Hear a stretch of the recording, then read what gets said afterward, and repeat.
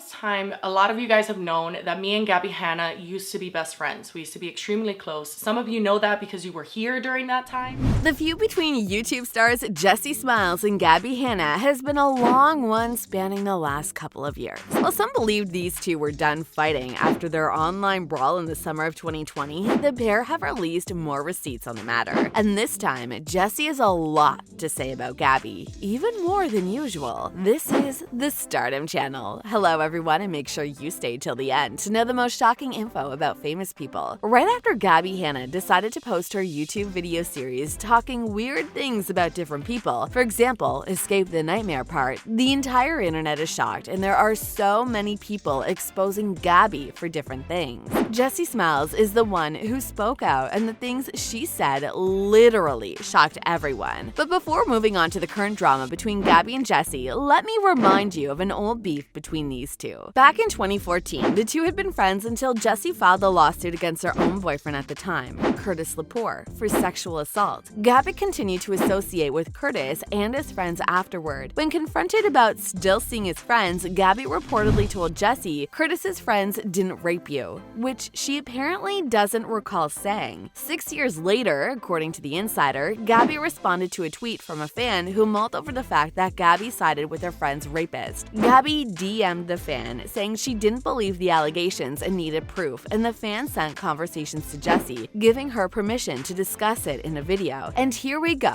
The huge drama started. It seems to be more war than drama, as Jessi made this convo public, and Gabbie didn't like that. In a video interview with TMZ, Gabbie and Jessi shouldn't have made public her DMs, in which she discussed her opinions on the lawsuit. She followed it up by saying that she is incredibly toxic as a friend and needs to go to therapy. Here's some proof from Jessi's own video that shows that Jessi has been actively trying to control my relationships and destroy my reputation for years. This is what abuse looks like: isolation, control, and eventually character assassination, Gabbie said in a tweet along with several others. Moving on to these days. The war between the two never ended because Gabbie didn't want to admit she was not right about the entire situation and she had to apologize. The fans were so disappointed with Gabbie continuing to hang out with Jessi's abuser, so they even made a hashtag apologize to Jessi Smiles. A few weeks ago in an interview with BuzzFeed, Gabbie brought up Jessi, saying, "Who didn't I apologize to? I gave Jessi Smiles an apology. I gave Beyonce an apology. It feels like I'm always dishing out apologies, and I never once received one. And that to me feels a little chaotic."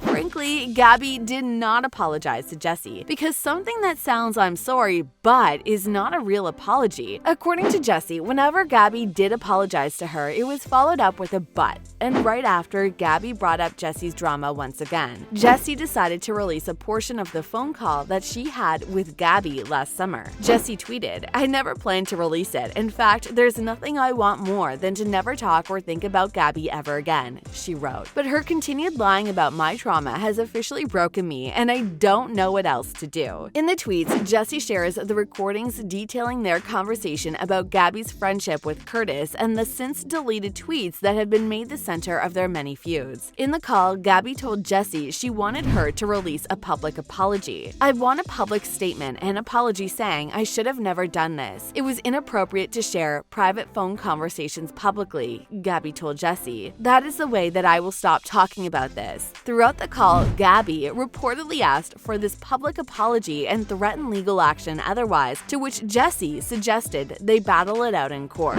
"Let's keep this offline and just sue me, and we'll see what happens in court," Jessi said. "And then we don't have to bring our followers through this. I'm more interested in bringing my fans into it," Gabbie replied, "because those are the ones who are affected."